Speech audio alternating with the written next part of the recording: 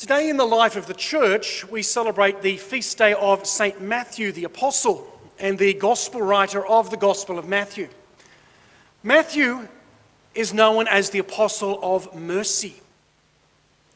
His gospel, from the very beginning to the very end, introduces and strengthens us in the idea of mercy. And many of the students here who are graduating tonight, before you came to De La Salle at Cronulla, you went to Our Lady of Mercy College at Burraneer Bay.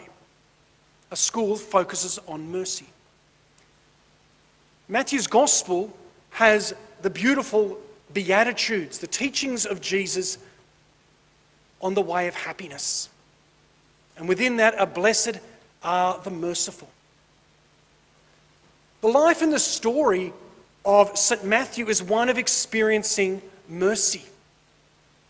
And I hope for those who are here tonight, our graduates, but also parents and others who are gathered tonight, we can reflect a little on the life of St. Matthew. And Matthew gives us perhaps an encouragement for ourselves. He was a guy who was initially hated by his community. He was isolated. He had no friends. He was perhaps the loner in society. He was very good, though, at what he did. He was very good at maths. He was very good at business and became the lead tax collector in his town. He worked not for his own people, the Jewish people, but he worked for the Roman Empire. So he was good at maths. He was probably very good intellectually. But this created some disunity and disharmony with his own community. And that's not the way learning and knowledge are meant to bring about in our lives. We are called to use our knowledge, our gifts, to bring about unity, to bring about relationships and not disharmony. Sometimes in school, and I remember what it was like in school, I also remembered at university and even in seminary studying to be a priest, sometimes people can become a little competitive. And this can happen in our own lives, it can happen in business, it can happen in all sorts of contexts where you sort of think, oh, that person over there, they're in my way. And we try to almost bring them down. We seem to have this mentality sometimes in Australia. We sometimes refer to it as tall poppy syndrome. We drag someone down who's doing well, almost creating disunity and disharmony. Our readings today are the readings for this feast day of St. Matthew, but they're perfect for a graduation. I'm going to read a few little passages from our first reading. St. Paul writing to the Ephesians. Bear with one another charitably. If you haven't got something out of your time here at De La Salle, is that we're all called to be people of charity. And even when somebody else makes a mistake, we're called to be people of charity. I implore you to lead a life worthy of your vocation, your calling. Each and every one of you have a vocation, a calling. You're called to this moment, but you're called to be great in the world. There was a great president who said these words. We ask ourselves, who am I to be brilliant, gorgeous, talented, or fabulous? Actually, who am I not to be? These words, a great president in South Africa, a guy called Nelson Mandela. You might have heard of him. He went on to say that you are a child of God. We were born to make manifest the glory of God within us. It is not just in some of us, it is in every one of us. This is a modern take, perhaps, of what St. Paul wrote to the Ephesians. St. Paul said that we are one body, one spirit, but we are all gifted uniquely. Some are gifted to be great apostles or preachers. Some are gifted to be great academics. Some are gifted through their works of service. But we all have a part to play.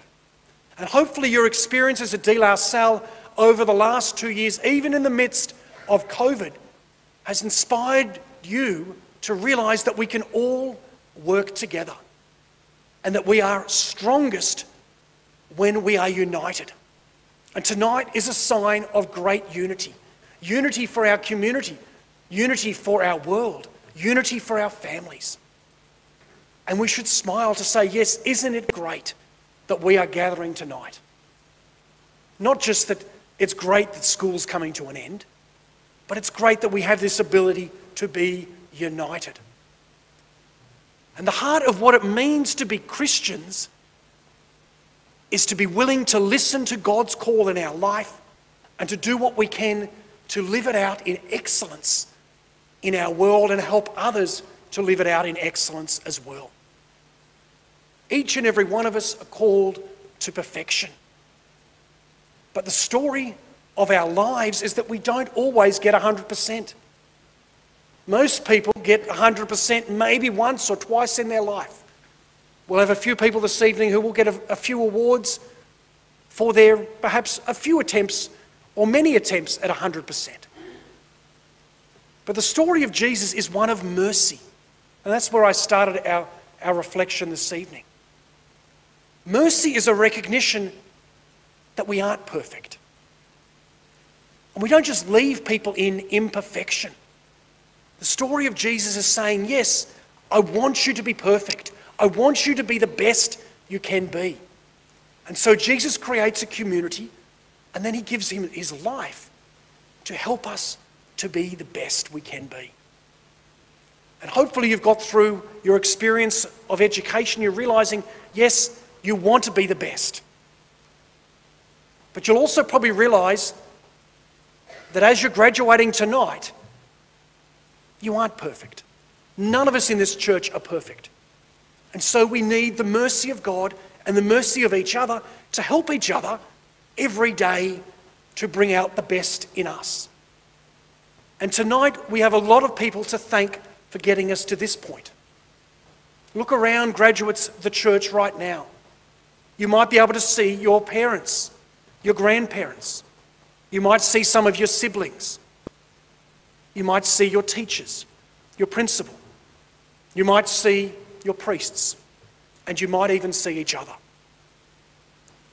The path of perfection doesn't come to an end simply because you graduate from school. The path of perfection goes through us for the entire life. And as Christians, we desire and we want the very best for you. And so it doesn't come to an end tonight. When you're feeling like you're not your best in life, come into this church. Seek the assistance of God. Seek the assistance of others. When you're feeling like you are at perfection and you are doing your best, come into this church and help others. Because the life of charity isn't just something that we bottle up to just hand out every now and then. When we're doing well, we help others. And you've learnt that story, you've learnt that way over many, many years from your family, from your teachers, from your school, from your faith.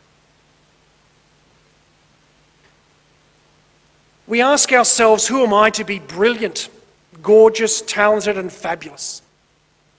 Actually, who am I not to be?